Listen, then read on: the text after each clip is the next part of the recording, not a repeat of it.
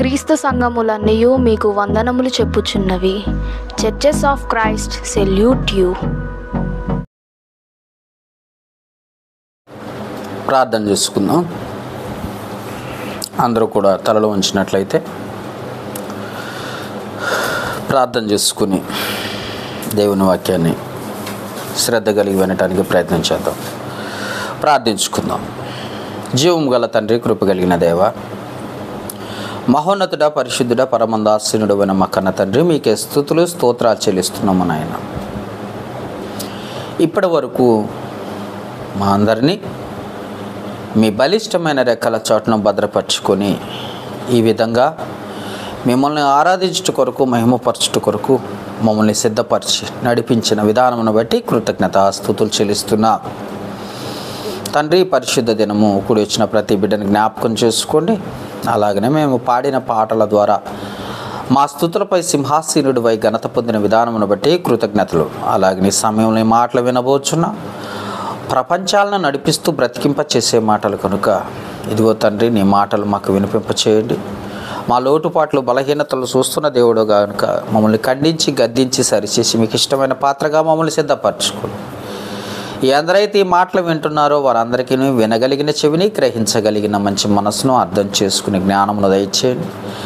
లోక సంబంధమైన అజ్ఞానుల వలె ప్రభువునే శోధించినట్లుగా కాక వాక్యమును సరిగా అర్థం చేసుకుని వాక్యానుసారంగా జీవించే మంచి మనసు మా అందరికీ దయచేయమని వేడుకుంటూ, ఇదిగో తండ్రి, మీరు మాకు తెలిసిన విషయాల్లో నుండి తెలియని జ్ఞానాన్ని మాకు బోధించి, బలపరిచి, స్థిరపరిచి నీ మహిమ కొరకు మమ్మల్ని ప్రతిష్ఠింప చేసుకోమని వేడుకుంటూ సమయాన్ని మీకే అప్పగిస్తూ యేసుక్రీస్తు నామమున అడిగి వేడుకొనుచున్నాము మా పరమ తండ్రి. ఆమేన్. కూడి వచ్చిన దేవుని పిల్లలైన మీ అందరికీ కూడా మన ప్రభువును, లోకరక్షకుడు యేసుక్రీస్తు అత్యున్నతమైన నామమును బట్టి మీ అందరికీ హృదయపూర్వక వందనాలు తెలియజేసుకుంటున్నాను. ఈ సమయాన్ని ఇచ్చిన దేవాది దేవునికి మొదటిగా కృతజ్ఞతాస్తుతులు చెల్లిస్తున్నాను. ఈరోజు ఒక మంచి అంశాన్ని మనం నేర్చుకోవడానికి ప్రయత్నం చేద్దాం. ఎందుకంటే మనం ఏ స్థానంలో ఉన్నామో, ఏ స్థితిలో ఉన్నామో అది తెలుసుకోవాల్సిన అవసరత కలిగి ఉన్నావు కనుక, అలాగనే మరొక సహోదరులు ఈ ప్రశ్న అడిగి తెలుసుకోవాలనే ఆసక్తి కలిగి ఉన్నారు కనుక ఖచ్చితంగా అందరికీ తెలియబడాలని దేవుడు రాయించాడు కనుక ఆ ప్రశ్నకు జవాబుగాను ఈ అంశాన్ని తీసుకోవటం జరిగింది. జాగ్రత్త కలిగి మీరందరూ కూడా మరి శ్రద్ధ కలిగి వినటానికి ప్రయత్నం చేయండి. అంశం ఏంటంటే మెగిద్దోను యుద్ధం. ఇది పాత నిబంధనలో కొంచెం రాయబడింది, కానీ క్రొత్త నిబంధనలో కానీ స్పష్టంగా రాయబడింది. హెర్మెగెద్దోను యుద్ధము అని మనకు అన్నది మనకు అర్థమవుతుంది. మెగిద్దోను అన్నది విడిగా కనపడుతూ ఉంటుంది. కాబట్టి హెర్మెగెద్దోను యుద్ధ రహస్యము అని చెప్పుకోండి. అంశం ఏంటంటే హెర్మెగెద్దోను యుద్ధ రహస్యము అన్న అంశాన్ని మీరందరూ కూడా జ్ఞాపకం చేసుకోండి. ఎందుకంటే రాసుకునే వాళ్ళు ఉన్నారు కనుక శ్రద్ధ కలిగి రాసుకోవడానికి ప్రయత్నం చేయండి. హెర్మెగెద్దోను యుద్ధ రహస్యము. అవునా? హెర్మెగెద్దోను వార్. ఇది ఆల్రెడీ జరిగిపోయిందా, జరుగుతుందా, జరగబోతుందా? బాగా ఆలోచించండి. ఇది రాయబడింది ఎక్కడ అన్నది మనం చూసుకున్నప్పుడు కొంత పాత నిబంధనలోను, కొంత ప్రకటన గ్రంథంలోనూ రాయబడింది. అసలు వాస్తవానికి దీని గురించి చాలామందికి తెలియని విషయం కనుక చాలా జాగ్రత్తగా మీరందరూ కూడా వినటానికి ప్రయత్నం చేయండి. ప్రకటన గ్రంథంలో ఇది కొంత రాయబడింది. చాలామంది ప్రకటన గ్రంథంలోనే చదువుతారు ఈ వాక్యాన్ని. చదివేసి ఈ హెర్మెగెద్దోను యుద్ధం అంటే ఏంటి అన్నది చాలామందికి తెలియక వాళ్ళు జరగబోయేది అని అనుకుంటున్నారు. ఎందుకంటే ప్రకటన గ్రంథం రాయబడినవన్నీ జరగబోయేయే అని కొంతమంది వారి నుదుటిన స్టాంప్ వేసేసారు. తెలియని విషయం ఏంటంటే ఇది జరిగిందా జరగబోయేదో వాళ్ళకి తెలియదు పాపం. వాళ్ళకి తెలిసిందల్లా వాళ్ళ సేవకులు చెప్పిందల్లా ఏంటంటే జరగబోయేది ఈ యుద్ధం, హెర్మగెద్దోను యుద్ధం అంటేనే జరగబోయేది అని వాళ్ళకు గుర్తు చేస్తున్నారు. దానివల్ల చాలామంది విశ్వాసుల్లో కూడా సరైన అవగాహన లేదు, సేవకుల్లోనూ కూడా లేదు. కాబట్టి ఈ ప్రకటన గ్రంథం రాయబడింది జరగబోయేవే అనుకుంటున్నారు. కానీ ఈ వచనం చదువుకుందాం. ప్రకటన గ్రంథము, యోహాను రాసిన ప్రకటన గ్రంథము 1వ అధ్యాయము 1 నుండి 3 వచనాలు మనం చదువుకున్నట్లయితే, యేసుక్రీస్తు తన దాసులకు కనపరచుటకు దేవుడు ఆయనకు అనుగ్రహించిన ప్రత్యక్షత. ఈ సంగతులు త్వరలో సంభవింపబోయి ఉన్నాయి. ఆయన తన దూతల ద్వారా వర్తమానము పంపి తన దాసుడైన యోహానుకు వాటిని సూచించెను. ఈ 2వ వచనం, అతడు దేవుని వాక్యమును గూర్చి యేసుక్రీస్తు సాక్ష్యమును గూర్చి తాను చూసినదంత మట్టుకు సాక్ష్యమిచ్చాను. 3వ వచనం, సమయము సమీపించినది కనుక ఈ ప్రవచన వాక్యములు చదువువాడును వాటిని విని ఇందులో వ్రాయబడిన సంగతులు గైకొనువారును ధన్యులు. అంటే పరిశుద్ధ గ్రంథంలో ప్రకటన గ్రంథము జరగబోయేది అని భవిష్యత్తు గ్రంథము అని అనుకుంటున్నారు. కానీ భూత వర్తమాన భవిష్యత్ కాలాలను పరిగణలోకి తీసుకుని కాలాలను బట్టి ఆలోచించాలి, వాక్యాన్ని బట్టి ఆలోచించాలి. పరిశుద్ధ గ్రంథం చదివేటప్పుడు కొన్ని జరిగిపోయిన ఇందుట్లో ప్రకటన గ్రంథంలో కొన్ని జరిగిపోయిన సంగతులు ఉన్నాయి, కొన్ని జరుగుతున్న సంగతులు ఉన్నాయి, కొన్ని జరగబోవు సంగతులు కూడా ఉన్నాయి ప్రకటన గ్రంథంలో. అంతేకాని కేవలము భవిష్యత్తు గ్రంథము జరగబోయేవి అని ఒక ఊహకు వదిలేయకూడదు. ఎందుకనంటే ప్రకటన గ్రంథము అలంకార రూపంలో రాయబడిందన్న సంగతి మనం గుర్తుపెట్టుకోవాలి. అలంకారం ఉన్నట్టుగానే ఉంటుంది కానీ అది కాదు అని చెప్తూ ఉంటాడు. ఎందుకనంటే అది అక్కడున్న పద్మాసు దీపంలో ఉండి ఈ గ్రంథాన్ని క్రైస్తవులకు రాశాడు యోహాను గారు. ఇది క్రైస్తవులకు ఈ గ్రంథం అందాలంటే లేదా ఈ పుస్తకం అందాలి అంటే ముందు భటులు, అక్కడున్న సైనికులు ఆ పుస్తకం ఏంటి అన్నది, అసలు ఆయన అరెస్ట్ చేయటమే సువార్త ప్రకటిస్తున్నాడని అరెస్ట్ చేశారు.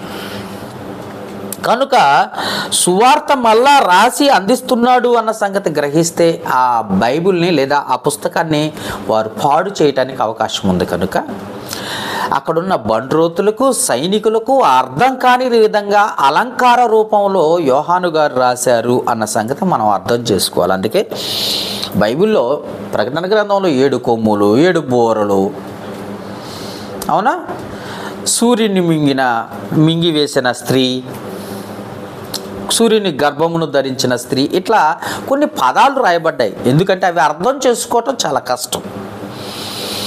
కనుక వాటిని అర్థవంతంగానే రాశాడు. కానీ చాలామందికి, ఎందుకంటే మనందరూ చాలామంది ఏం చేస్తారంటే బైబిల్ చదువుకుంటూ పోతూ ఉంటారు, అది ఏంటి అన్నది అర్థం కాదు. కనుక జాగ్రత్తగా దాన్ని ధ్యానిస్తేనే అర్థమవుతుంది. అందుకే ప్రకటన గ్రంథం అలంకార రూపంలో రాయబడింది. 65 పుస్తకాలు మనం చదువుకుంటాం. 66వ పుస్తకం, బైబిల్ మొత్తం 66 పుస్తకాలు, 65 పుస్తకాలు చదువుతాం. చివరి పుస్తకం హెచ్చరికగా దేవుడు క్రైస్తవులకు ఇది రాయించాడు అన్న సంగతి మనం జ్ఞాపకం చేసుకోవాలి. హెచ్చరికగా రాయించాడు ప్రకటన గ్రంథం అంటే ఇది ఖచ్చితంగా జరుగుతుందా, జరగబోతుందా, లేదా జరిగిపోయిందా అన్న సంగతి మనం ఆలోచించగలిగితే ఇక్కడ ఈ ప్రకటన గ్రంథము కొన్ని జరిగిపోయినవి ఉన్నాయి, అంటే చెప్తున్నాను, భూతకాలంలో ఉన్నాయి, వర్తమాన కాలంలో ఉన్నాయి, భవిష్యత్ కాలంలో కూడా ఉన్నాయి. అంటే జరిగినవి ఉన్నాయి, జరుగుతున్నవి ఉన్నాయి, అలాగే జరగబోయేవి కూడా కొన్ని ఉన్నాయి. కాబట్టి చాలా జాగ్రత్తగా చదవాలి. లేదు ఇది జరగబోయేది మాత్రమే అని ఎవరైనా అంటే ప్రకటన గ్రంథము 5వ అధ్యాయం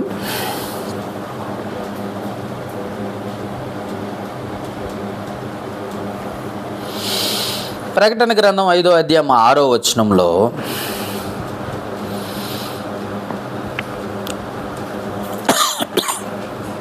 6వ మరియు సింహాసనమును ఆ 4 జీవులకును పెద్దలకును మధ్యన వధింపబడినట్లు ఉండిన గొర్రెపిల్ల నిలిచి ఉండట చూసింది. ఆ గొర్రెపిల్లకు 7 కొమ్ములను 7 కన్నులుండెను.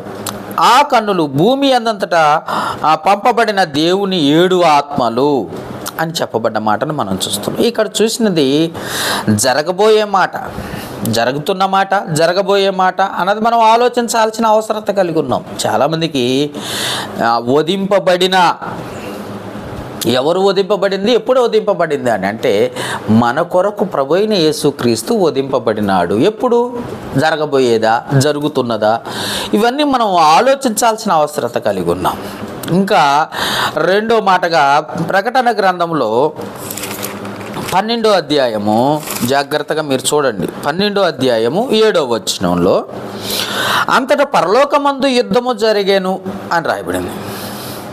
అంటే సృష్టికి ముందు యుద్ధం జరిగింది, సృష్టి తర్వాత కాదు. సృష్టించిన భూమి సృష్టి యావత్తును సృజించిన తర్వాత యుద్ధం జరగలేదు, సృష్టికి ముందు జరిగింది సందర్భం ఇది. అంతటా పరలోకంలో యుద్ధము జరిగను అనేసరికి ఇంకా జరగలేదు, జరగబోతుంది అనుకునే వాళ్ళు చాలామంది ఉన్నారు. కాబట్టి జ్ఞాపకం చేసుకోండి, కొన్ని జరిగినవి ఉన్నాయి, కొన్ని జరుగుతున్నవి ఉన్నవి వాక్యంలో, కొన్ని జరగబోయేవి ఉన్నవి ఈ ప్రకటన గ్రంథంలో. చాలామంది డాక్టర్లు ఉంటారు, కిడ్నీ డాక్టర్లు, గుండె డాక్టర్లు, పంటి డాక్టర్లు, అలాగనే కిడ్నీ ఈ స్పెషలిస్టులు ఉంటారు. అలాగనే పరిశుద్ధ గ్రంథం మీద కూడా చాలామంది స్పెషలిస్టులు ఉన్నారు. ఈ మధ్యకాలంలో మాకు దగ్గరలో ఉన్న ఒక ఊరికి ఒక స్పెషలిస్ట్ వచ్చిపోయాడట, నాకు తెలియదు. ఆ స్పెషలిస్ట్ దేనికి స్పెషలిస్ట్ అంటే ప్రకటన గ్రంథానికే స్పెషలిస్ట్ అట ఆయన. కొంతమంది ఉంటారు కీర్తన గ్రంథానికి, కీర్తనలకి ఆ పుస్తకానికి స్పెషలిస్ట్ అట. ఇంకొకరు ఉన్నారు ప్రసంగి గ్రంథానికి స్పెషలిస్ట్, ఇంకొకడు పరమగీతానికి, ఇంకొకడు సామెతల గ్రంథానికి, మరొకటి ప్రకటన గ్రంథానికి. ఇలాంటి స్పెషలిస్టులు చాలామంది లోకంలో. మేము స్పెషలిస్టులము, గుండెకి డాక్టర్ ఉన్నట్టుగా మేము ప్రకటన గ్రంథానికి, సామెతల గ్రంథానికి, కీర్తనల గ్రంథానికి మేము స్పెషలిస్టులం అని చెప్పుకుంటూ ఉంటారు. అంటే దాన్ని మాత్రమే చెప్తాం, మిగతా ఏం అంటూ ఉంటారు. దాని గురించి మాకు బాగా తెలుసు అంటారు.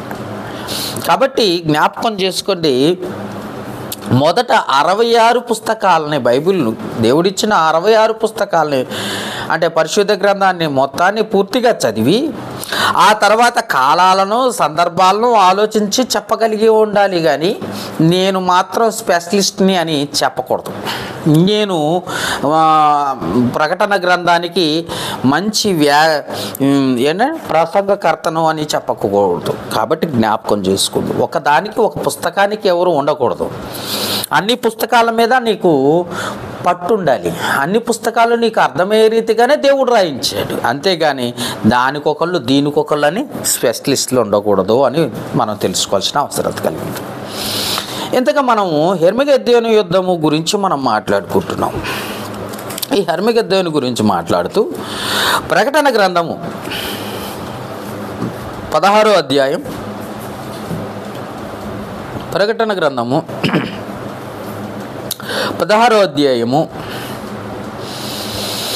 12వ వచనం నుండి 16వ వచనం వరకు ఇది రాయబడిన మాట మనం చూస్తున్నాం. ప్రకటన గ్రంథము 16వ అధ్యాయము 12వ వచనం నుండి 6వ దూత తన పాత్రను యూఫ్రటీసు అను మహానది మీద కుమ్మరింపగా తూర్పు నుండి వచ్చు రాజులకు మార్గము సిద్ధపరచునట్లుగా దాని నీళ్లు ఎండిపోయాను. మరియు ఆ ఘటసర్పము నోట నుండి, క్రూర మృగము నోట నుండి, అబద్ధ ప్రవక్తల నోట నుండి కప్పల వంటి 3 అపవిత్రాత్మలు బయలు వెళ్ళట చూసి తిని 14వ వచనం. అవి సూచనలు చేయనట్టి దయ్యముల ఆత్మలే. అవి సర్వాధికారి అయిన దేవుని మహాదినమున జరుగు యుద్ధమునకు లోకమంతటా ఉన్న రాజులను పోగు చేయవల్లని వారి యొద్దకు బయలు వెళ్ళి, ఇప్పుడు చదువుతున్నాం, హెర్ అని అంటే హెబ్రీ భాషలో రాయబడింది అన్నది మనకు గుర్తుపెట్టుకోండి. చూడడం 15వ వచనం. హెబ్రీ భాషలో హెర్మే మెగిద్దోను చోటకు వారిని పోగు చేశాను. ఇదిగో నేను దొంగ వలె వచ్చుచున్నాను. తాను దిగంబరుడుగాను సంచరించుచున్న జనులు తన దిశమూలను చూతురేమో అని మెలకుగా ఉండి తన వస్త్రమును కాపాడుకునేవాడు ధన్యుడు అని రాయబడిన మాట మనం చూస్తున్నాం. హెర్మెగిద్దోను యుద్ధము, హెర్మెగిద్దోను యుద్ధము, హెర్మెగిద్దోను యుద్ధము అంటే హెర్మెగిద్దోను యుద్ధము. ఇది హెబ్రీ భాష, హెబ్రీ మాట. అంటే మెగిద్దోను అంటే యుద్ధ స్థలము అన్న సంగతి మనకు అర్థం కావాలి. ఇక్కడ ఆ మాట ఎక్కడ రాయబడింది మెగిద్దోను అన్న సంగతి మనం తెలుసుకున్నట్లయితే తెలుసుకొని మళ్ళీ వద్దాం ఇక్కడికి. న్యాయాధిపతుల గ్రంథము జాగ్రత్తగా మీరు పరిశీలించండి. వాక్యం టు వాక్యం మీరు పరిశీలిస్తే మీకు అర్థమవుతుంది. న్యాయాధిపతుల గ్రంథము, న్యాయాధిపతుల గ్రంథము 1వ అధ్యాయము 27వ వచనం చదువుకుందాం. 1వ అధ్యాయం 27వ వచనం. మనష్యులు బెత్షెయను దాని పల్లెలను, తైనాకును దాని పల్లెలను, దోరు నివాసులను దోరు పల్లెలను, ఇబ్లెయామును దాని పల్లెలను, మెగిద్దో నివాసులను మెగిద్దోను పల్లెలను అని రాయబడింది. మెగిద్దో అనే పదం ఇక్కడ రాయబడింది. హెర్మెగిద్దోను యుద్ధం అని చెప్పాం కదా. మెగిద్దోను అంటే ఆ స్థలము. మెగిద్దో అంటే అనేది రాజులు యుద్ధము కొరకు ఏర్పాటు చేసుకున్న స్థలం. మెగిద్దోను అంటే రాజులు యుద్ధానికి ఏర్పాటు చేసుకున్న స్థలం. అంటే ఒక రాజు మీదకి మరొక రాజు యుద్ధానికి సిద్ధమై తన సైన్యాన్ని, ఈ రాజు సైన్యాన్ని మోహరించే స్థలం అన్నమాట. అంటే ఇద్దరు రాజులు ప్లస్ వారి వారి సైన్యాలు మోహరించే స్థలం ఎక్కడైతే ఉందో ఆ స్థలాన్ని మెగిద్దో అంటారు. అంటే భూమి మీద రాజులు యుద్ధం చేసుకోవడానికి ఒక స్థలాన్ని ఏర్పాటు చేసుకున్నారట ఒకప్పుడు. ఎక్కడ పడితే అక్కడ, ఎప్పుడు పడితే అక్కడ యుద్ధం చేసుకోవటం కాదు. పాత నిబంధన కాలంలో ఇద్దరు రాజులు, ఒక శత్రు రాజు లేదా ఎదురుగా ఉన్న రాజు, ఇద్దరు రాజులు యుద్ధం చేసుకోవటానికి ఒక స్థలాన్ని ఏర్పాటు చేసుకున్నారట. అంటే ప్రతిసారి ప్రతి వారు ఎవరైతే శత్రువులు ఉన్నారో, శత్రురాజులు ఉన్నారు, యుద్ధానికి సిద్ధము అని అంటే ఈ రాజులు సిద్ధము అయితే ఆ ఇరువురు రాజులు ఎక్కడ యుద్ధం చేసుకోవాలంటే మెగిద్దోను అనే స్థలంలో యుద్ధం చేసుకోవాలి అన్న సంగతి మనకు అర్థమవుతుంది. ఆ ఇద్దరు రాజులు ఒక ప్రదేశానికి రావాలి. ఆ ప్రదేశం పేరు, ఆ స్థలం పేరు మెగిద్దోను. ఇది పాత నిబంధన కాలంలో రాయబడిన మాట.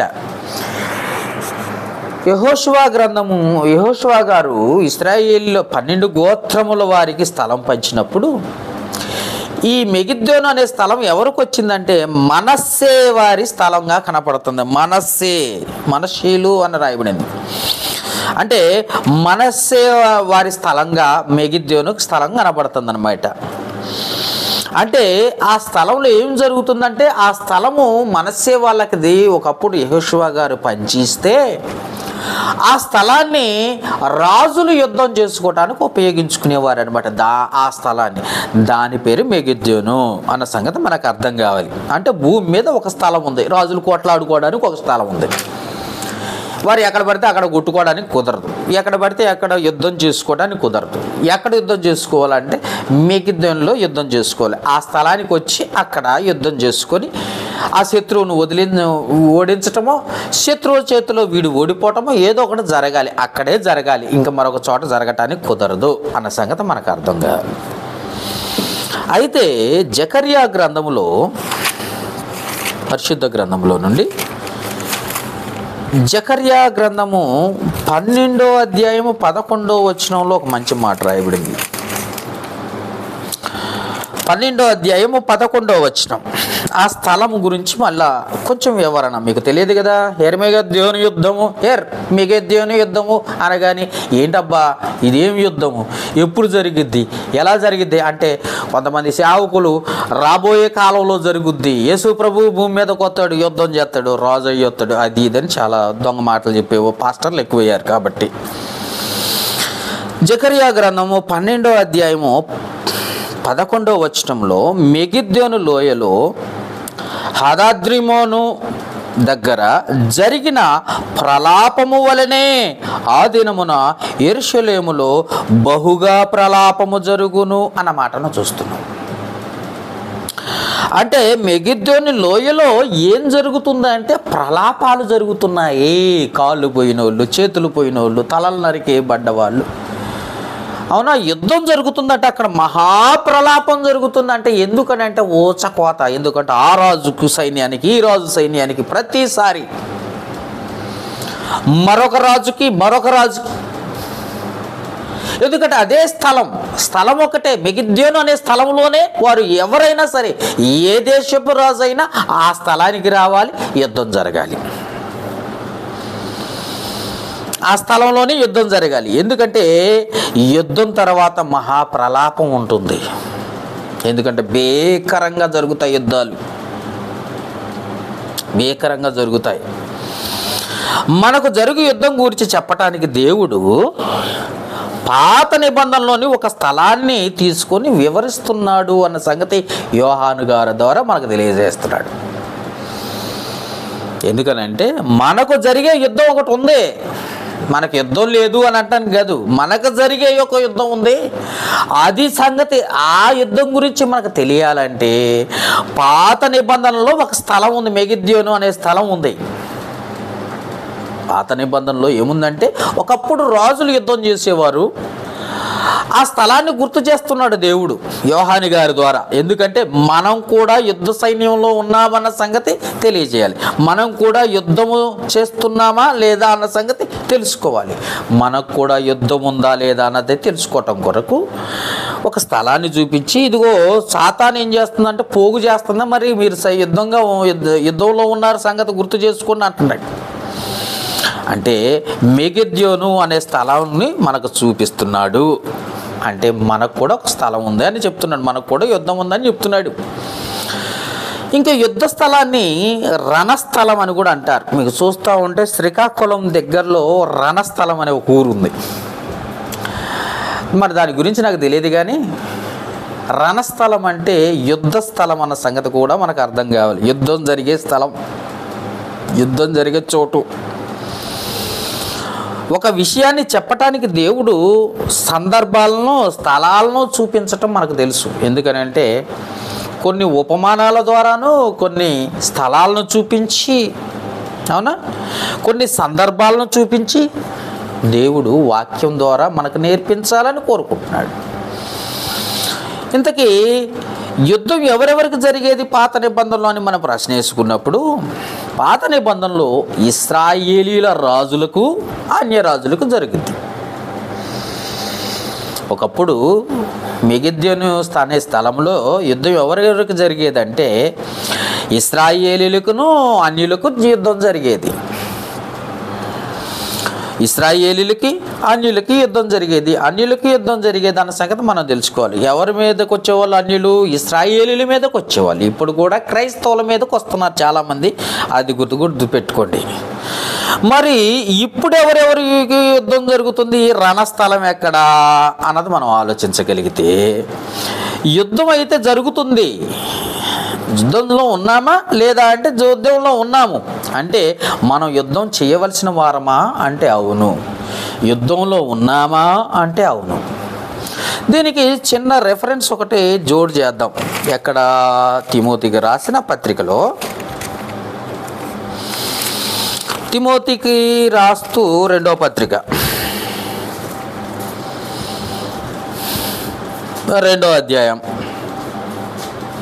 3వ వచనంలో ఆ మాటలో కొన్ని మాటలు రాయబడ్డాయి.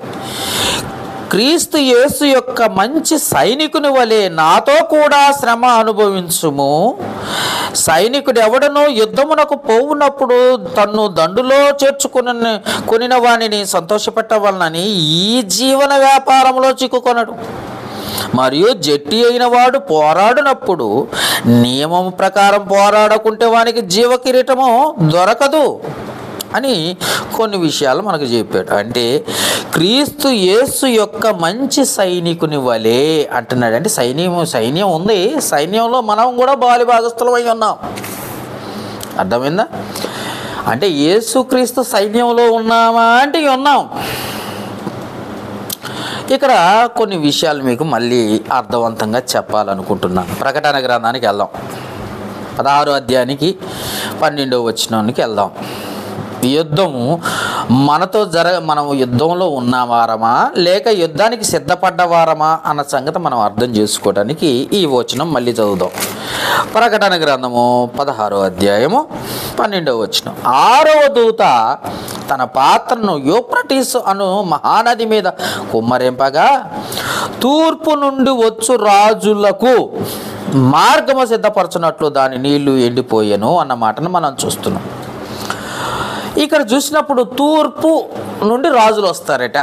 ఎవరెవరు వస్తారు, ఎలా వస్తారో మనకు రెఫరెన్స్లు కావాలంటే రాసుకోండి. ఏదోను ఎక్కడుంది అంటే దేవుడు ఏర్పాటు చేసిన మొట్టమొదటి ఏదోను తూర్పు దిక్కున ఉన్నది. ఆదికాండము 2వ అధ్యాయము 8వ వచనం. ఏదోను తోట ఎక్కడుందట? తూర్పు దిక్కునే ఉంది. ఏదోని తోట ఎక్కడుందట చూద్దాం, చదువుదాం పోనీ. ఆదికాండము 2వ అధ్యాయము. ఎందుకంటే మనం రెఫరెన్స్లు ఇస్తే చదివే వాళ్ళు తక్కువైపోయారు. 2వ అధ్యాయము 8వ వచనము. దేవుడైన యెహోవా తూర్పున ఏదోనులో ఒక తోట వేసి తాను నిర్మించిన నరుని దానిలో ఉంచెను అన్న మాటను చూస్తున్నాం. ఏదోను ఎక్కడుందట? ఏదోను తోట తూర్పు దిక్కునుంది. తర్వాత కయ్యూను ఎటు వెళ్ళిపోయాడు చూసినట్లయితే కయ్యూను కూడా తూర్పు దిక్కునకే వెళ్ళినట్టుగా మనం చూస్తున్నాం. ఆదికాండము 4వ అధ్యాయం 16వ వచనం. ఆదికాండము 4వ అధ్యాయం 16వ వచనం. దేవుడు శపించినప్పుడు గెంటి వేసినప్పుడు కయ్యూను ఎక్కడికి వెళ్ళిపోయాడో చూద్దాం. ఆదికాండము 4వ అధ్యాయం 16వ వచనం. అప్పుడు కయ్యూను యెహోవా సన్నిధిలో నుండి బయలుదేరి వెళ్ళి ఏదోనుకు తూర్పు దిక్కున నోదు దేశములో కాపురం ఉండెను. తూర్పు దిక్కుకే వెళ్ళిపోతున్నారన్నమాట వీళ్ళందరూ కలిసి. Okay, right. ఇప్పుడు బాబేలు గోపురం ఎక్కడ ఉంది అది కూడా చూద్దాం ఒకసారి. ఆదికాండము 11వ అధ్యాయము.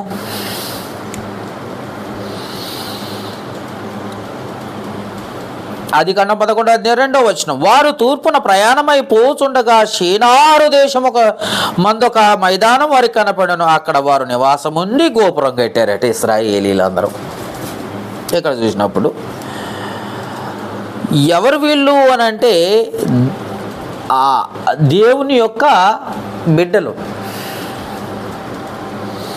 మనం చూసినప్పుడు ఎవరు వీళ్ళు అన్నది మనం ఆలోచించగలిగితే నోవాహు కుటుంబ సభ్యులు, కుమారులు.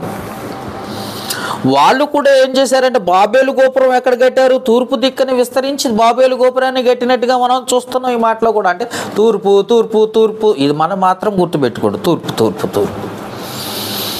సరే, తూర్పు మనకి ఇంకా తూర్పు ఎక్కడైనా ఉందా అని అంటే మత్తయి సువార్తలోకి వెళ్ళిపోదాం. మత్తయి సువార్త బైబిల్ ఉన్నవారు తీయండి. మత్తయి సువార్త 2వ అధ్యాయం. మత్తయి సువార్త 2వ అధ్యాయం 1-2 వచనాల్లో జ్ఞానులు వచ్చింది కూడా తూర్పు దిక్కు నుండే. మనం గుర్తుపెట్టుకోవాలి, జ్ఞానులు వచ్చింది కూడా తూర్పు దిక్కునే.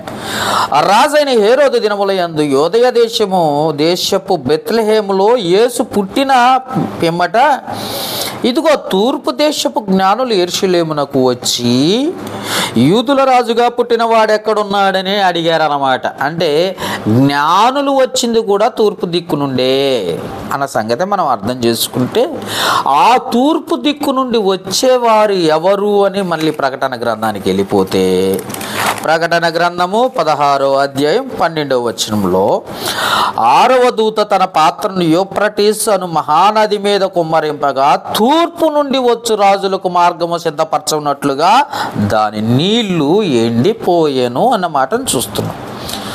ఎంతకు తూర్పు దిక్కు నుండి వచ్చే రాజులు ఎవరా అంటే మనమే. తూర్పు దిక్కు నుండి వచ్చేవారు ఎవరు, ఆ రాజులు ఎవరు అంటే మనమే.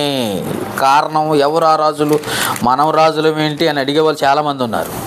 పేతురు రాసిన మొదటి పత్రిక 2వ అధ్యాయము 9వ వచనం. పేతురు రాసిన మొదటి పత్రిక 2వ అధ్యాయము 9వ వచనం.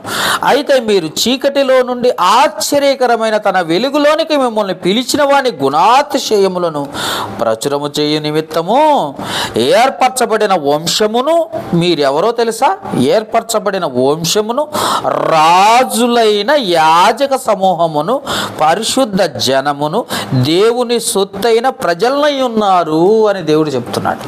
అంటే రాజులు ఎవరు వస్తారట? ప్రకటన గ్రంథంలో తూర్పు దిక్కు నుండి వచ్చే రాజులు ఎవరో కాదు, మనమే. ఆ రాజులు ఎవరో కాదు, క్రైస్తవులు. ఆ రాజులు ఎవరట? క్రైస్తవులు. వారు ఎక్కడి నుండి వస్తారు? తూర్పు దిక్కు నుండి వస్తారు. అందుకు ఆ నది ఏమైందట? తూర్పు దిక్కు నుండి వచ్చే రాజులకు మార్గమును సిద్ధపరచినట్లుగా దాని నీళ్లు ఎండిపోయేను అన్న మాటను మనం చూస్తున్నాం. అంటే సాతాను సైన్యము అనేకమైన మత శాఖలు ఉన్నాయి. ఈరోజు లోకంలో చూసినప్పుడు సాతాను సైన్యం ఎవరో కాదు, అనేక మత శాఖలు.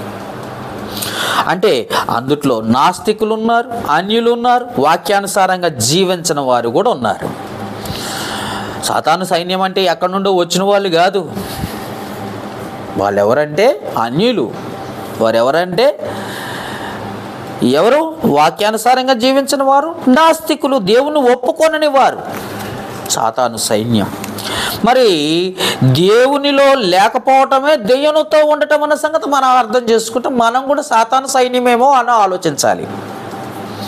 ఒక ఆదివారం వచ్చినప్పుడు దేవుని సన్నిధిలో ఉండక మరొక చోట ఉన్నాము అని అంటే అర్థం ఏంటి? మనం దేవుని బిడ్డలుగా దేవుని సన్నిధిలో ఉండకోకుండా మరొక చోట ఉంటున్నామంటే మనము సాతాను సైన్యమే, దెయ్యము సైన్యమే అన్న సంగతి మనం అర్థం చేసుకోవాలి. అంటే దేవునిలో లేకపోవటం, దెయ్యముతో ఉండటమే. అంటే మత శాఖల వారు చాలామంది ఉన్నారండి. ఈ మధ్యకాలంలో కొత్త మత శాఖలు వచ్చినాయి, రకరకాల మత శాఖలు వచ్చినాయి. అంటే క్రీస్తు సంఘము కానీ, అంటే క్రీస్తు వారు కట్టుకున్న సంఘం కానీ ప్రతిదీ మత శాఖే అన్న సంగతి గుర్తుపెట్టుకోవాలి.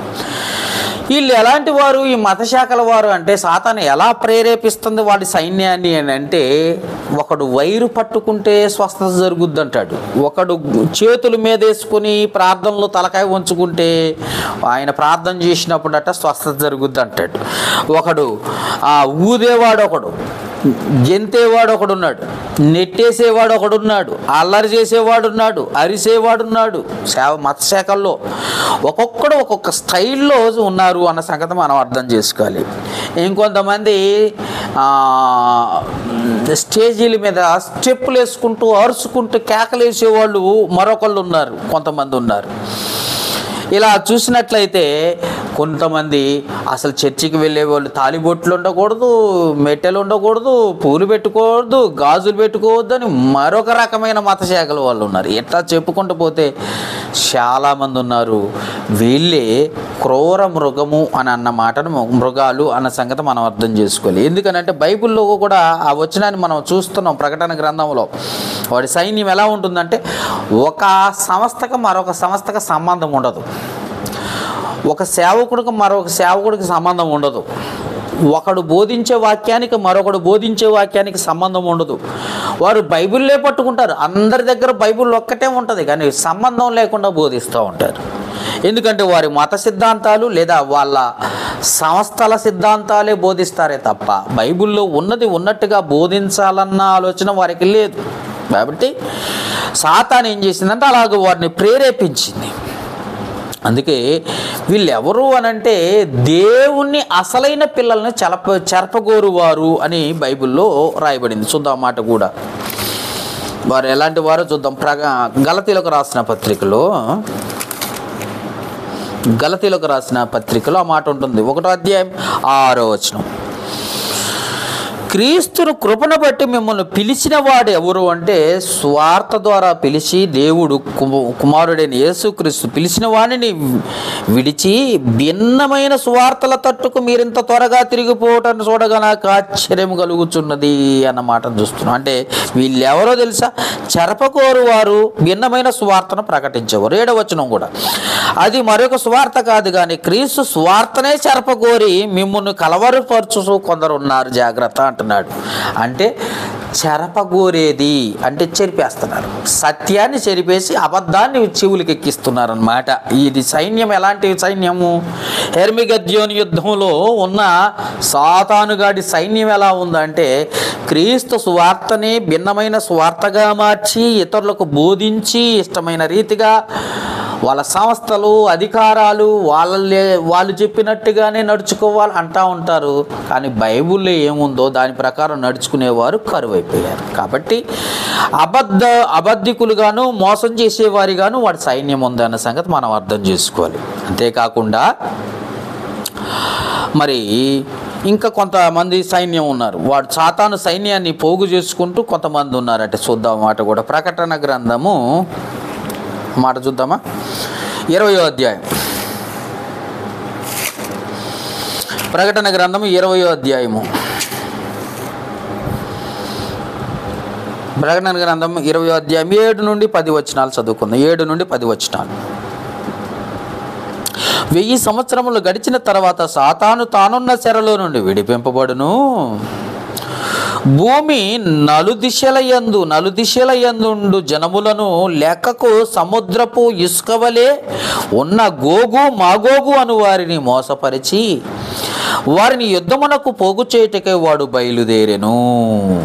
వారు భూమి అందంతటా వ్యాపించి పరిశుద్ధుల శిబిరమును, ప్రియమైన పట్టణమును అనగా సంఘం, శిబిరము, పరిశుద్ధుల శిబిరము అంటే నివాసము, సంఘము, ప్రియమైన పట్టణము, యెరూషలేము పట్టణము, నూతన యెరూషలేము పట్టణము అనగా సంఘము. చాలా వచనాలు ఉన్నాయి, మనం చదువుకోవచ్చు. అంటే సంఘమును ముట్టడి వేయగా పరలోకములో నుండి అగ్ని దిగి వచ్చి వారిని దహించెను. వారిని మోసపరిచి అపవాది అగ్నిగంధకములతో గల గుండములో పడవేయబడెను. అచ్చట ఆ క్రూర మృగమును అబద్ధ ప్రవక్తయు ఉన్నారు. వారు యుగయుగములు రాత్రింబవళ్ళు బాధింపబడుదురు అన్న మాటను చూస్తున్నాం. అంటే తన సైన్యాన్ని ఏం చేస్తున్నాడంటే పోగు చేసుకుంటున్నాడట. ఎవరి మీద యుద్ధానికి? సంఘం మీద, క్రీస్తు సంఘం మీదకి యుద్ధానికి వాడు పోగు చేశాడు. పరిశుద్ధులు ఉండే స్థలము సంఘం, క్రీస్తు సంఘాలు దేవునివి కనుకనే సాతాను ఏం చేసిందంటే వాటిని ముట్టడి వేసే పని మీద ఉన్నాడు. సాతాను ముట్టడి వేసే పని మీద ఉన్నాడు. అంటే సంఘాలను పాడు చేసే పని వాడు ఎత్తుకున్నాడు సాతానుగాడు. దేవుని ప్రభు సంఘాలను మాత్రమే పాడు చేయడానికి రెడీ అయ్యాడు. ఎందుకంటే మిగతా వాళ్ళంతా వాడి బ్యాచ్ కదా కనుక.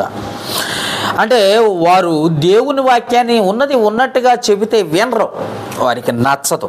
చాలామంది ఈ మధ్యకాలంలో యూట్యూబ్లో కూడా చాలామంది ప్రశ్నలు వేసేవాళ్ళు ఎక్కువైపోయారు. అసలు చెప్పిందేంటి, వారు అడిగే ప్రశ్న ఏంటి, వారు విన్నదేంటి, వారు ఆలోచిస్తున్నది ఏంటి, చాలా వ్యత్యాసంగా ఉంటుంది. కాబట్టి ఈ మధ్య కాలంలో చాలామంది వినేవారు తక్కువైపోయారు, ప్రశ్నించేవారు ఎక్కువైపోయారు. వారు అర్థం చెప్పినా వినటం లేదు, అలాంటి వారు ఎక్కువైపోయారు. కాబట్టి దేవునికి వ్యతిరేకమైన వారు ఉన్నారు. వారు సాతాను సైన్యము అన్న సంగతి. వారు ఎవరంటే గోగు మాగోగు అనువారు, గోగు మాగోగు అనువారు ఉన్నారు అన్న సంగతి గుర్తుపెట్టుకోవాలి. వాళ్ళ గురించి కూడా యెహెజ్కేలు గ్రంథము 38వ అధ్యాయం. యెహెజ్కేలు గ్రంథము 38వ అధ్యాయంలో 1-2 వచనాలు చదివితే మీకు అర్థమవుతుంది ఆ గోగు మాగోగు గురించి.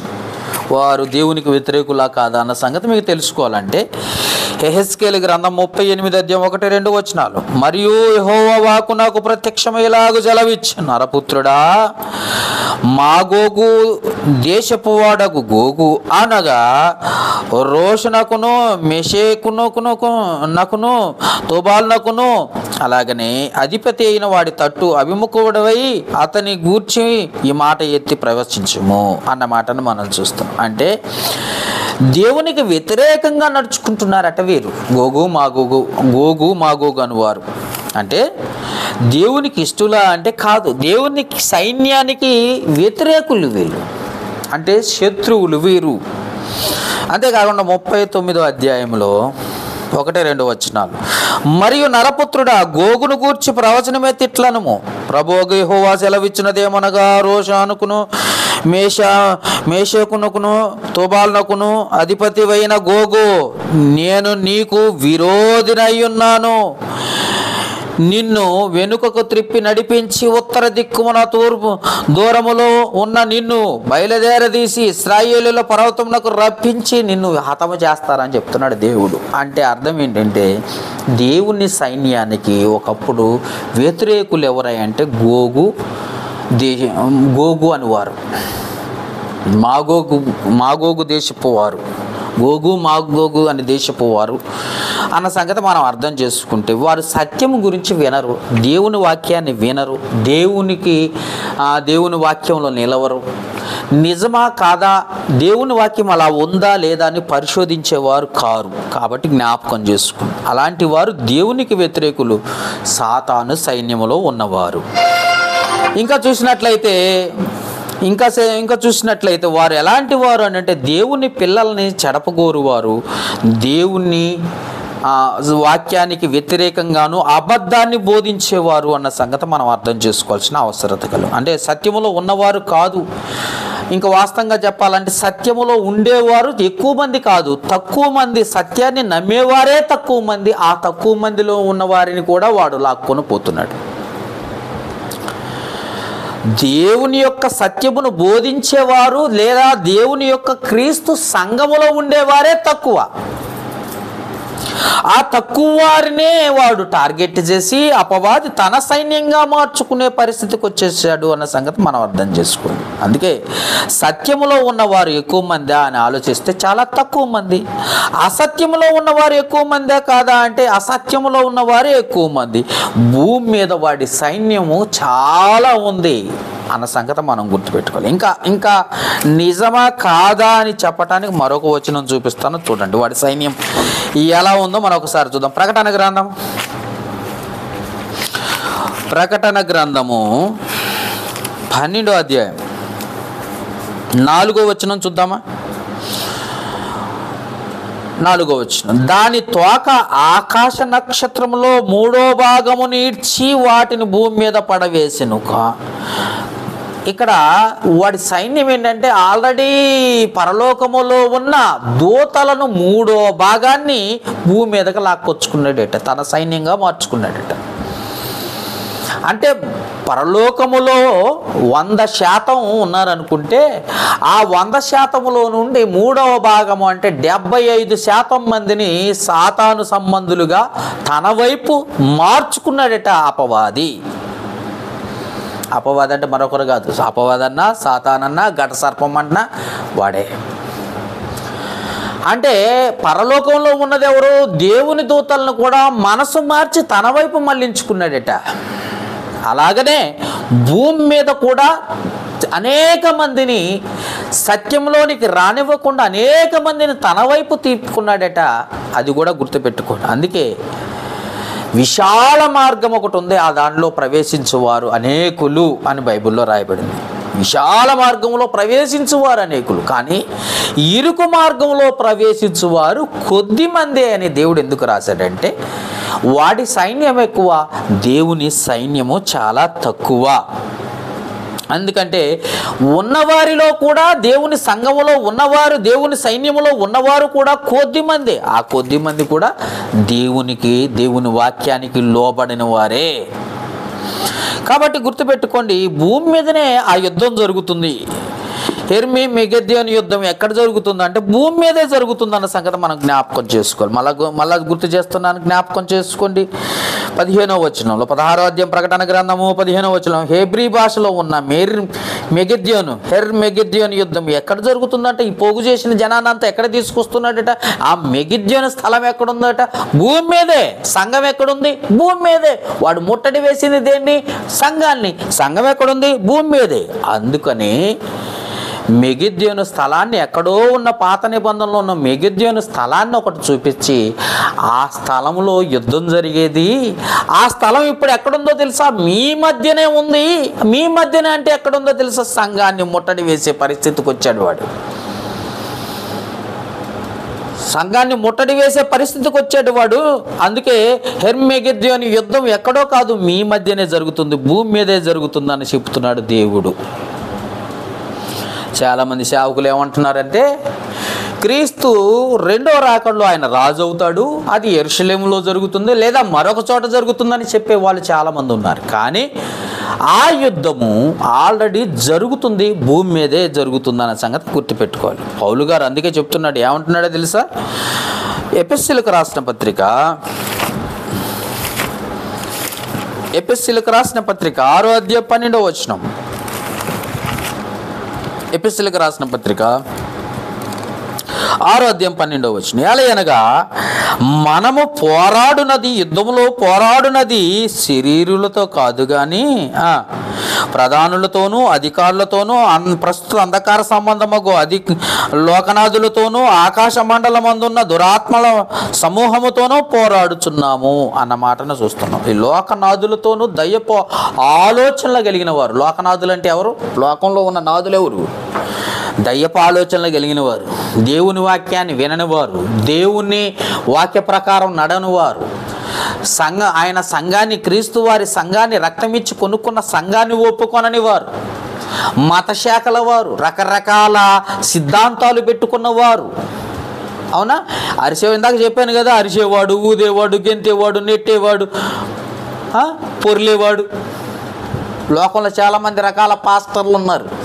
ఒకడు అరిస్తే ఒకడు గెంటుతాడు, ఒకడు నెట్టేస్తాడు, ఒకడు కేకలేస్తాడు, ఒకడు పొర్లు దండాలు పెడతాడు, ఒకడు ఈ మధ్యకాలంలో ఒకడు కనపడ్డాడే ఫేస్బుక్లో కప్పగంతులు ఆడుతున్నారు. వాళ్ళు కప్పగంతులు ఆట అలాగ ప్రార్థన చేస్తున్నారు, అలాగ చెయ్యాలట, దేవుడు చెప్పాడట. ఇలాంటి మనుషులు లోకంలో వాడి సైన్యం చాలామంది ఉంది, జ్ఞాపకం చేసుకోండి. అందుకే పోరాడున్నది లోకనాథులతోనూ అంటున్నాడు. అంటే దయ్యపు ఆలోచన, దయ్యపు బోధలు కలిగిన వాళ్ళతో పోరాడుతున్నాం. ఒకప్పుడు దేవుని పిల్లలకు అన్ని రాజులకి యుద్ధం జరిగేది. పాత నిబంధన కాలంలో మెగిద్యోను యుద్ధం ఎక్కడ జరిగేది? ఆ స్థలంలో ఎవరెవరికి జరిగేది?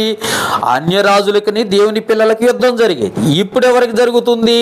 ఇప్పుడు క్రైస్తవులకి, దయ్య పిల్లలకి జరుగుతుంది. ఇప్పుడు ఎవరెవరికి జరుగుతుంది? క్రైస్తవులకి, దయ్యానికి, దయ్యపు పిల్లలకి, అంటే అపవాది సైన్యానికి జరుగుతుంది యుద్ధం. ఎక్కడ జరుగుతుంది? భూమి మీదే. మనం ఇప్పుడు ఎక్కడున్నాం? యుద్ధంలో ఉన్నాం.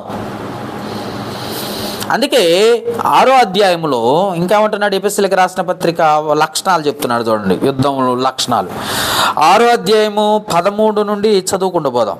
అందుచేతను మీరు ఆపద్దినమందు, చదువుతున్నది ఎఫెసీయులకు రాసిన పత్రిక 6వ అధ్యాయం 13వ వచనం. అందుచేతను మీరు ఆపద్దినమందు వారిని ఎదిరించుటకును సమస్తమును నెరవేర్చిన వారై నిలవబడుటకును శక్తిమంతులగునట్లు దేవుడిచ్చు సర్వాంగ కవచమును ధరించుకున్నది. 14వ వచనం. ఏలయనగా మీ నడుమునకు సత్యమును దట్టి కట్టుకొని నీతియను మైమరువును తొడుక్కొని పాదములకు సమాధాన సువార్త వలనైన సిద్ధ మనసును తొడుక్కొని నిలవబడుడి అన్నమాటను మనం చూస్తున్నాం. ఇంకా చూసినట్లయితే ఇంకేమంటున్నాడు?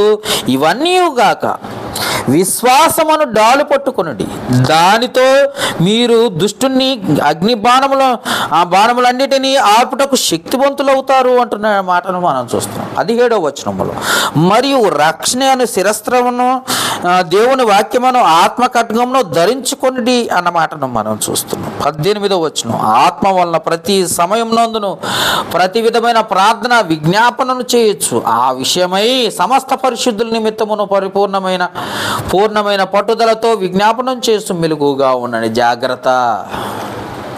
ఎందుకంటే ఈ యుద్ధాలు ఎక్కడ జరుగుతున్నాయట? భూమి మీద జరుగుతున్నాయి. ఎవరెవరికి జరుగుతుంది ఈ యుద్ధము? మెగిద్యోను యుద్ధం ఎవరికి జరుగుతుంది? క్రైస్తవులకి, అపవాది సంతానానికి. ఎక్కడ జరుగుతుంది? ఇప్పుడే జరుగుతుంది, ఎప్పుడో జరిగేది కాదు. అలాని జరిగిపోయిన దాన్ని చూసినగా చూపించి మనకు జరిగే యుద్ధాన్ని గురించి చెబుతున్నాడు దేవుడు. అంతేగాని మెహర్మెగద్యోని యుద్ధం ఎప్పుడో జరిగిద్దని దొంగ పాస్టర్ల మాటలు అస్సలు నమ్మొద్దు. ఎందుకంటే ఇది ఆత్మ సంబంధమైన యుద్ధం. మనం పోరాడునది శరీరులతో కాదు. ప్రస్తుతము శరీరులతో అనుకుంటున్నారా? శరీరులతో కాదు. 12వ వచనంలో మనం పోరాడునది శరీరులతో కాదు. అంటే శరీరం ఉన్నవారితో వారిని శత్రువులు అనుకోమాకు. అసలు సంగతి గుర్తుపెట్టుకో. వాడి బోధ నేర్చుకొని వచ్చేసారు చాలామంది. అపవాది సైన్యంగా సత్యాన్ని వినకుండా, వాక్యానుసారంగా నడుచుకోకుండా, వాక్యం చెప్పిన, పరిశుద్ధ గ్రంథం చెప్పిన సంఘంలో ఉండకుండా, మా సంఘం గొప్పదంటే మా సంఘం గొప్పది, మా కులం గొప్పదంటే మా కులం గొప్పది, మా ప్రాంతం గొప్పదంటే మా ప్రాంతం గొప్పది, ఇలా తన్నుకు తెచ్చే వాళ్ళు చాలామంది లోకంలో ఉన్నారు. అసలు దేవుడు కోరుకున్నదేంటి? దేవుడు కోరుకొని ఆయన ఉండాలనుకున్న నివాసయోగ్యమైన స్థలం ఏంటి? ఆయన ఉన్న శిబిరం ఏంటి? ఒక్కసారి ఆలోచిస్తే అది క్రీస్తు వారు కట్టుకున్న, తన స్వరక్తమిచ్చి సంపాదించుకున్న సంఘం. అది క్రీస్తు సంఘం. దాన్ని వ్యతిరేకించేవారు, తన్నేవారు, గుద్దేవారు, పడగొట్టేవారు, నెట్టేవారు, గెంతేవారు, వీరంతా కూడా లోకంలో ఉన్నారన్న సంగతి గుర్తుపెట్టుకోండి. అందుకే మనం పోరాడేది వీళ్ళతో కాదు, వీళ్ళ బోధతో, అంటే సపవాదితో అన్న సంగతి గుర్తుపెట్టుకోండి. ఇక్కడ చూద్దాం యోధా గ్రంథము, యోధా రాసిన పత్రిక, గ్రంథం కాదు, యోధా రాసిన పత్రికలో చూద్దాం. ఒకే అధ్యాయం ఉంది, 3వ వచనంలో చెప్తున్నాడు ఆ మాట. చూద్దామా?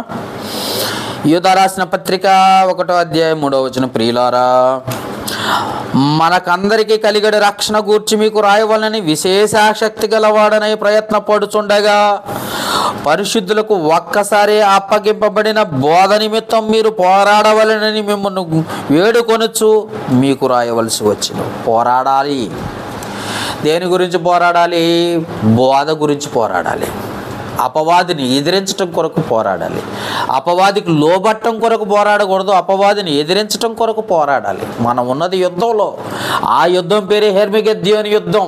ఆ మెగిద్యోని ఎక్కడుందంటే మన సంఘం మీద అటాక్ చేయడానికి రెడీగా ఉంది ఆ సైన్యం. ఆ మెగిద్యోని స్థలం భూమి మీద ఉంది. అందుకే సేవకులు చాలామంది చెప్తే మరొకసారి గుర్తు చేస్తున్నాను, ఇప్పుడు కాదు వచ్చే సంవత్సరం లేదా క్రీస్తు వచ్చే 2వ రాకడలో జరుగుద్దని అంటే ఎవ్వరూ నమ్మకండి. ఆల్రెడీ మనం యుద్ధ రంగంలోనే ఉన్నాం. మనం సైనికులం, క్రీస్తు యొక్క సైనికులం. ఫిలిప్పీలకు రాసిన పత్రిక 1వ అధ్యాయము, ఫిలిప్పీలకు రాసిన పత్రిక 1వ అధ్యాయము 29-30 వచనాలు. 29-30 వచనం. ఎలయనగా మీరు నా యందు చూసినట్టు నా యందు ఉన్నదని మీరిప్పుడు వినుచున్నట్టు పోరాటము మీకును కలిగి ఉన్నందున, అంటే ఆల్రెడీ మనం యుద్ధంలో ఉన్నామా? పౌలు గారు చెప్తున్నారు, ఆయన చెప్తున్న మాటే. ఎప్పుడో 2000 సంవత్సరాల క్రితము ప్రభు అయిన యేసుక్రీస్తు నమ్ముకొని విశ్వసించి సౌలుగా ఉన్నవాడు పౌలుగా మారి ఆయన ఫిలిప్పీలకు అనేక సంఘాలు కట్టి నిర్మించి దేవునికి మహిమకరంగా నిలిచి బ్రతుకుట క్రీస్తు కొరకు చావైతే మేలు అనే గొప్ప వచనముతో అనేక విధాలుగా దేవుని వాక్యాన్ని ప్రకటిస్తున్న పౌలు గారు చెబుతూ, నేను పోరాటంలో ఉన్నాను. ఆ పోరాటం మీకు కూడా కలిగిన ఉన్నందున క్రీస్తునందు విశ్వాసం ఉంచుట మాత్రమే గాక ఆయన పక్షమున శ్రమపడుటయు ఆయన పక్షమున మీకు అనుగ్రహింపబడినవి. శ్రమ పట్టడానికి, కష్టపడటానికి, యుద్ధం చేయడానికి అన్నిటికీ ఆయన వలన మనకు సిద్ధంగా ఉండాలంటున్నాడు. సిద్ధపడండి, యుద్ధం చేయండి అంటున్నాడు పౌలు గారు. ఇంకా చూసినట్లయితే అపవాది, ఈ పోరాటంలో అపవాదిని ఓడించే పరిస్థితి రావాలి. అపవాదిని ఓడించాలి.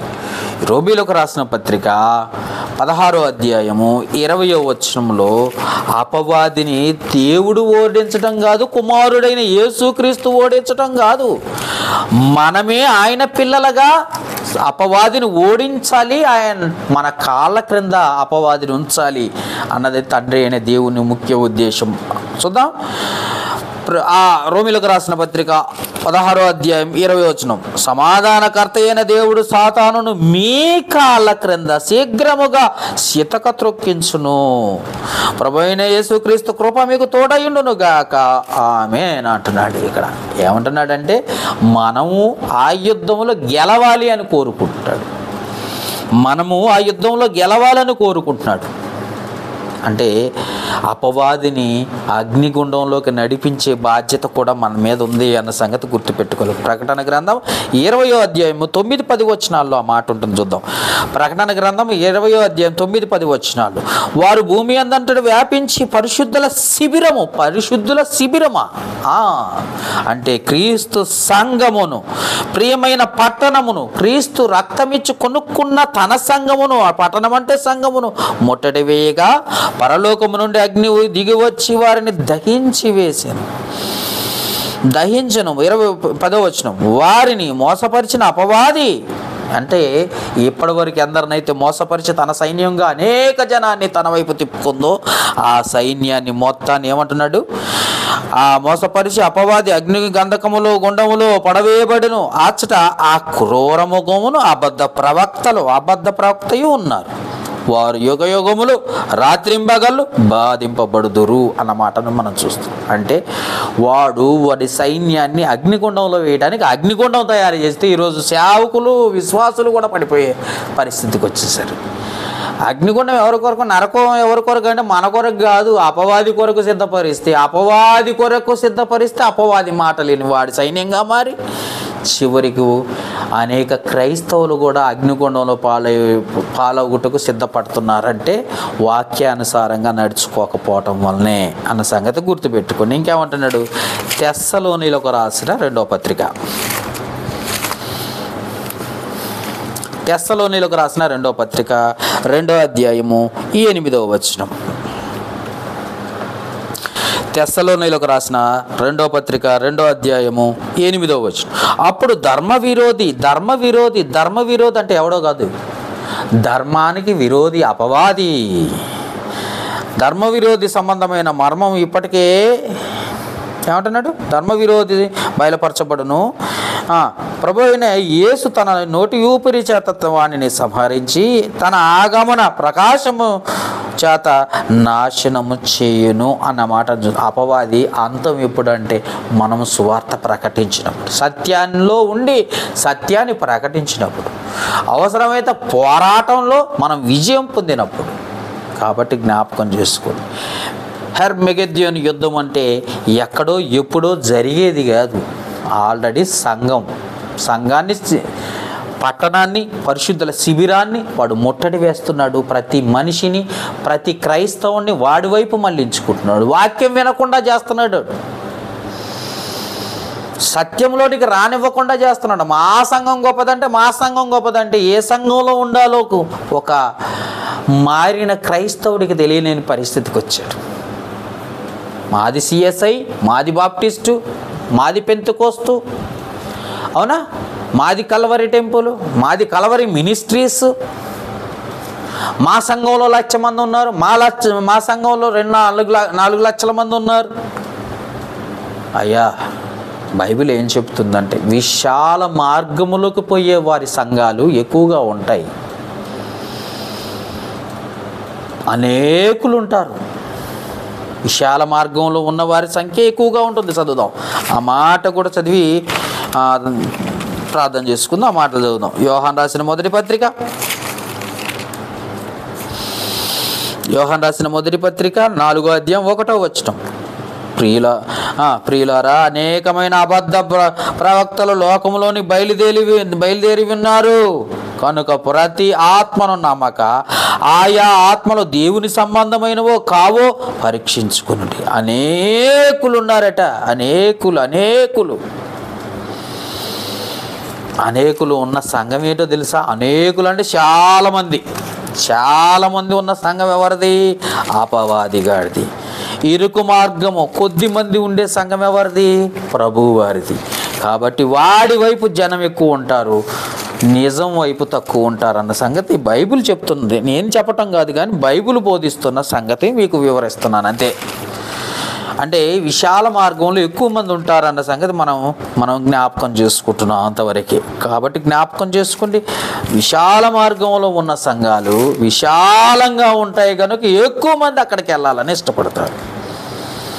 కానీ ఇరుకు మార్గంలో ఉండే సంఘాలు దేవునివి గనుక ఆడ సత్యాన్ని మాత్రమే బోధిస్తారు కనుక దాన్ని ఇష్టపడరు. అందుకే జ్ఞాపకం చేసుకోండి. ఇంకా చదివిస్తాను చూడండి. పేతురు రాసిన 2వ పత్రిక 1వ అధ్యాయం 2వ అధ్యాయం 1వ వచనం. పేతురు రాసిన 2వ పత్రిక 2వ అధ్యాయం 1వ వచనం. మరియు అబద్ధ ప్రవక్తలు ప్రజల్లో ఉండిరి, అటువలే మీలోనూ అబద్ధ బోధకులుందురు. వీరు తమ్మును నమ్ముకొని ప్రభువును కూడా విసర్జించుచు తమకు తామే శీఘ్రముగా నాశనము కలగా చేసుకొనొచ్చు నాశనముకరమగు భిన్నాభిప్రాయములు రహస్యంగా బోధిస్తున్నారని చాలామంది ఉన్నారు వీళ్ళు కూడా.